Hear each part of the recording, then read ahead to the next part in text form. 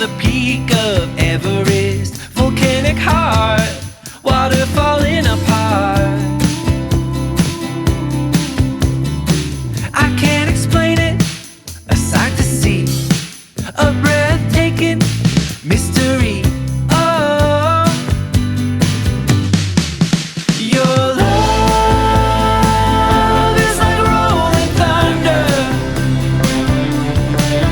You rattle my bones and make me shake. My love, you're the eighth wonder. It's no wonder I can't look away.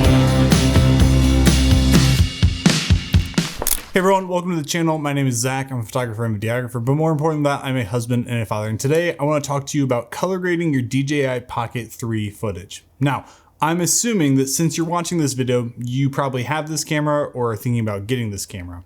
And if you have this camera, I assume that you want to document the things in life that are special to you. Maybe that's your family. Maybe it's your kids, your work, whatever it may be. The things that are special to you, you probably want to document with them. And you want to make quality looking videos. Well, one way to really up your game with your videos and your creativity is to focus on color grading. And so today I'm going to walk you through my 3-step process when it comes to color grading, the in-camera settings, as well as jumping into the editing software and show you how I edit all of my footage to look the style that I like. So if you want to see my process in color grading, go ahead and skip to this part of the video and you can watch me color grade there. But if you want to know more about what color grading is and why it's important, let me just talk to you for a minute. So color grading basically is the process of taking your raw footage and bringing a similar tone, a similar color tone throughout the footage, and then giving it a creative look, making it uniquely yours. When you watch films and TV shows, you'll notice that different shows and movies have different color grades. The shows that are a little bit moodier have a moodier color grade, a little bit more on the blue tone. Shows that are happy and exciting, maybe they're a little bit brighter and they've got a more warm tone to them. There's just a difference in color grading. And so the color grade just depends on what the footage is and what the person creating it wants it to represent or feel to the viewers. So for yourself, for your family, you get the opportunity to create your own color grade. And so that all starts in camera. Now, the DJI Pocket 3 is a fantastic camera and it has some really cool features, including the fact that you can do log footage. So what's the difference between log footage and normal footage? So log footage basically is a flat color profile that takes away most of the saturation, takes away some of the contrast, and it doesn't look great in camera.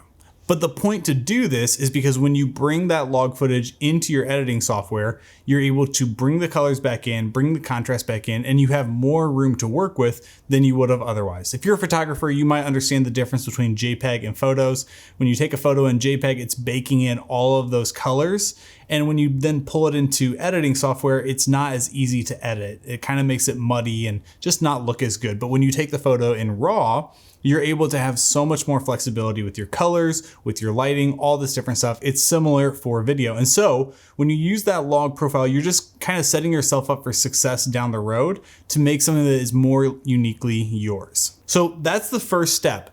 Make sure you get your camera settings set right. So on the DJI Pocket 3, there's really only 2 or 3 things that you should worry about. Yes, your lighting is important, the exposure is important, but that's not the main thing I want to talk about. So when you open your camera up and you go into the settings, you'll see that there is a color setting and you can choose between normal, HLG, and D-Log-M. The one that I keep mine on is D-Log-M. That's that flat color profile. And that allows you to reintroduce the colors and have more flexibility in your edit. The normal color is going to just be kind of like a JPEG on a camera where it's baking the colors in. If you want something that's super easy, you don't want to do some editing, this is what's right for you. But if you do want to do some editing, use that log profile. The next thing that you want to focus on is your white balance. So your white balance is important. For me right now, I'm filming in a studio. This light over here is at 500 Kelvin. So I want to make sure that my white balance is set to 500 Kelvin. In most scenarios, I'm not worrying about white balance on this thing. Usually I'll keep it in auto. But when I am wanting to be super particular, I'll go over and change my Kelvin around. And then the final thing that I want to make sure you're aware of is the adjustment. So when you go into the adjustments, there's two things that you can adjust. One is the sharpness and one is the noise reduction. So I bring the sharpness in my camera down to -2 because in post, when I'm editing, I can always sharpen the image up. But if I have that sharpness baked into it, I can't really bring it down. So I bring it down in camera so that I can bring it up in post if I want to. The other one is noise reduction, and I leave that at 0. So now that we've got the in-camera settings set up, let's talk about the next two steps. And the first one is when you bring your footage into your editing software, you're gonna introduce a Rec 709 layer. Now what this is it's a LUT that allows you to bring all of that color back into your log footage. It brings back the saturation, it brings back the contrast, and this is your base. This is where you get to start to make sure that all of your clips match together and they look consistent throughout the video. This is just the building point, right? You're going to build on top of this with the next step, but we want to make sure that everything looks similar and close to the same look and feel throughout the video. Your next step is then when you get to add your creative layer. And this is, again, you're putting another LUT here and you're going to use a LUT that you choose. Maybe it's one you've built, maybe it's one that you've bought, but it allows you to have your own flexibility in what color you want to introduce into your video. So maybe you like the more cinematic teal and orange. Maybe, you're like us when we shoot weddings, we like bright and airy. Maybe you like the more moody and dark. Whatever your style is, you get the ability to choose that based on the creative look that you put onto your footage. One way I like to think about it is this whole process of color grading is similar to building a house. So it starts with picking the right ground. You want to make sure you have a good spot, a good location, good level space to build your house. That's your in-camera settings. Because if you don't get those things right, they're going to affect you down the road and it's going to be harder. Your next layer, that Rec 709 LUT, is just building the foundation and the framework of the house. You're giving it the skeleton of what it should look like. And then that final layer, that creative LUT, is all of the details, right? The light fixtures, the colors that you paint the walls or the wallpaper, the windows you choose, all this sort of stuff that make it uniquely yours. So with all that said, let's jump into the editing software and I'll show you my process in color grading my DJI footage.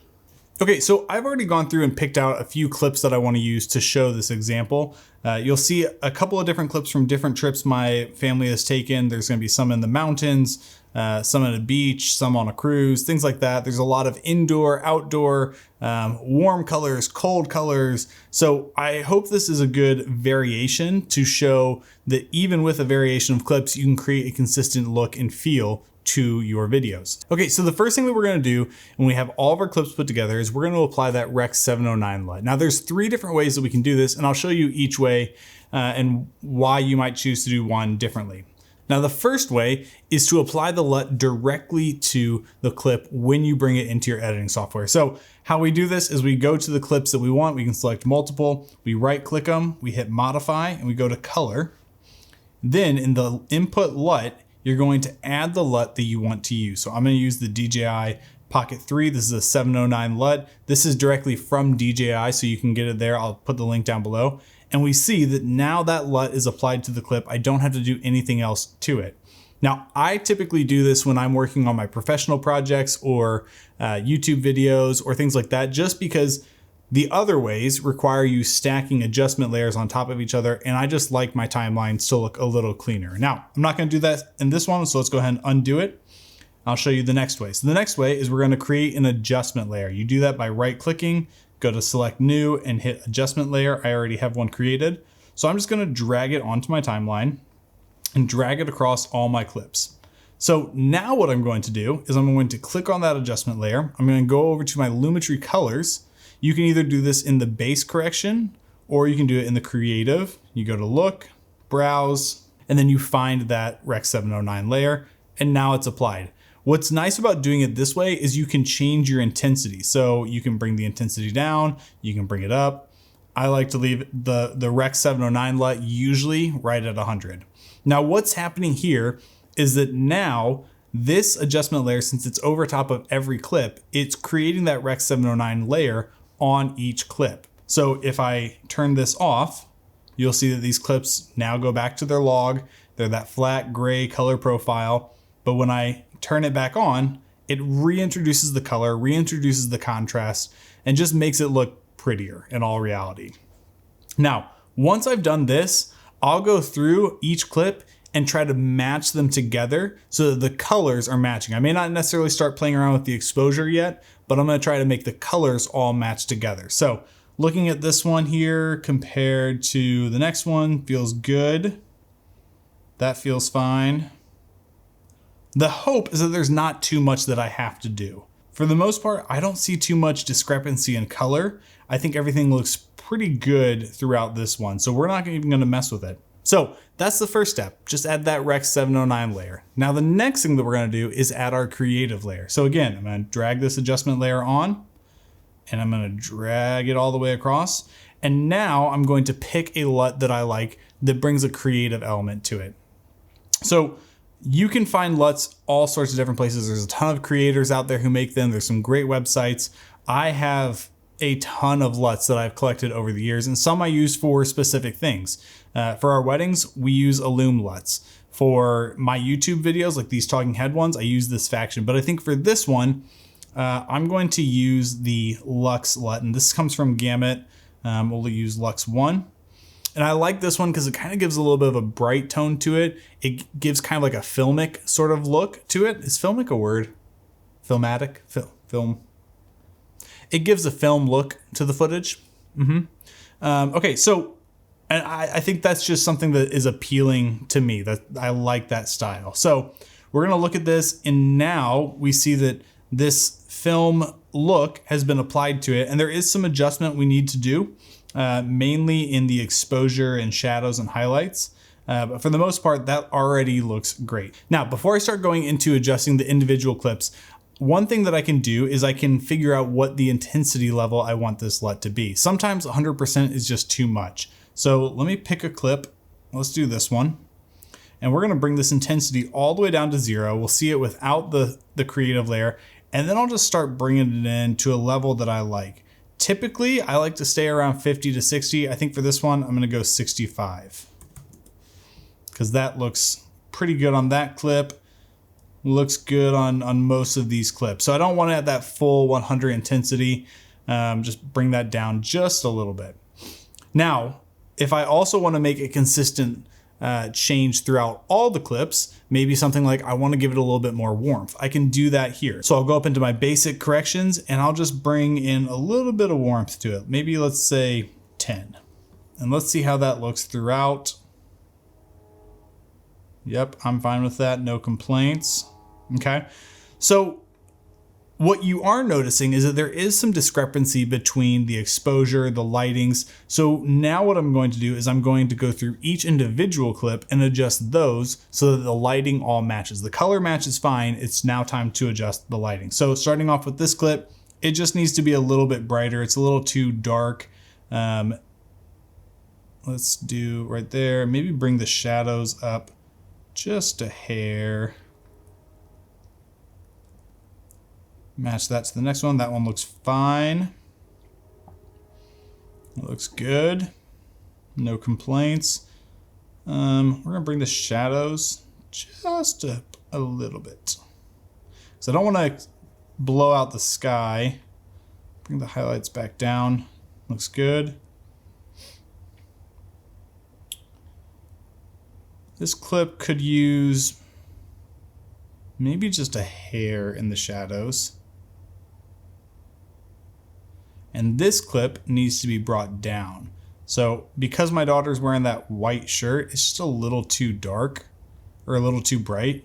So I'm gonna I don't wanna bring the exposure down. I wanna bring the highlights down. Kinda, yeah. And then we'll bring the shadows up just to kind of help match. So it did a little bit. Maybe I'll bring the whites down a touch too. Let's see how that looks compared to the last one.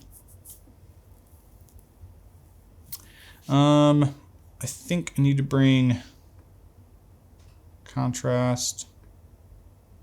Blacks. Okay. This one is definitely too dark. But I don't want to bring the exposure too much because I don't want to blow myself out. So let's bring the shadows up. Too much.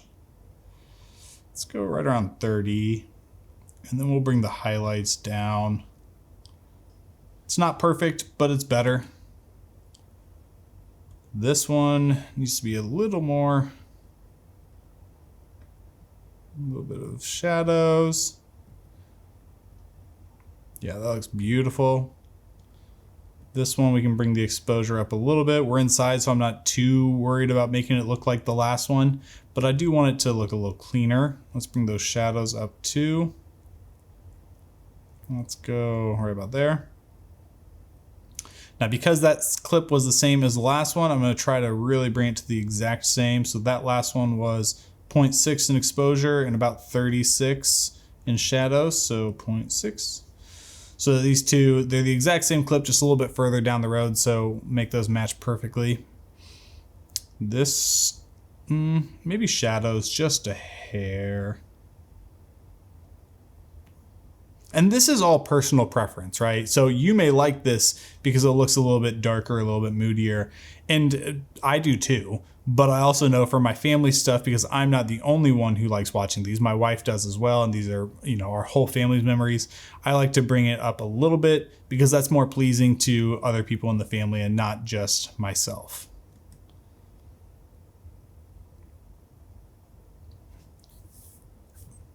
No complaints on this one. That looks great. Now this one, it is a little dark, but it's kind of a sunset, so I don't know if I really want to play with it too much. Maybe just a hair in the shadows, but that's about it. Okay, this one, I do want to bring those shadows up. Maybe a little bit brighter in the water. And this one, a little bit of a tricky one because we're shooting right into the sun. Let's bring shadows up. Maybe bring the highlights down. And that'll do. So there we have it. Super easy way to color grade your footage in 3 steps from camera all the way to your editing software. I hope this has helped you. I hope it's given you some inspiration. And hopefully it's just even shown you how easy it is to use the log footage and work with it. You can go into way more depth if you really want to. You can get really deep into color grading. Me personally, when it comes to my professional work, color grading is an essential part of it, but it's not my favorite part, and it's not the part where I'm best at. So I'll spend a lot more time on my professional work than I will on, you know, a video for the family like this, because for the family, I just want something that looks good and is simple. And so this, for me, has become a really simple process to still make my content look good. So I hope that's helped you and shown you that you don't have to get too into the weeds about it. You can still make it look really, really good, even if you're not necessarily the most amazing colorist out there. If you have any questions, let me know. I'm so glad that you stuck around to the end. If you liked this video, please hit that like button, subscribe if you're not already, and I'll see you in the next video.